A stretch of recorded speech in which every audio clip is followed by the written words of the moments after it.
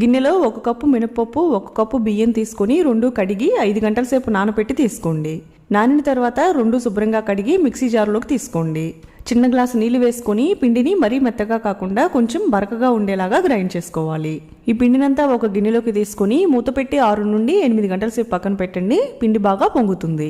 ఇలా పొంగిన తర్వాత ఒకసారి అంతా కలుపుకొని దీనిలోకి సన్నగా తరిగిన ఉల్లిపాయలు, ఉప్పు, క్యారెట్ తురుము, 2 పచ్చిమిర్చి కట్ చేసుకొని వేసుకోండి. ఇంకా సన్నగా తరిగిన అల్లం, కరివేపాకు, 1 టీ స్పూన్ జీలకర్ర వేసుకొని ఇవన్నీ కలిసేలాగా పిండిలో బాగా కలుపుకోవాలి. తర్వాత దిబ్బరొట్టె వేసుకోవడానికి కొంచెం మందంగా ఉన్న ఇనుప కళాయి తీసుకొని 1 టేబుల్ స్పూన్ నూనె వేసుకోండి. 3 గరిటెలు పిండి వేసుకొని కొంచెం మందంగా స్ప్రెడ్ చేసుకోండి. పైన కూడా 1 టీ స్పూన్ నూనె వేసుకొని మూత పెట్టి మీడియం ఫ్లేమ్ లో కుక్ చేసుకోండి.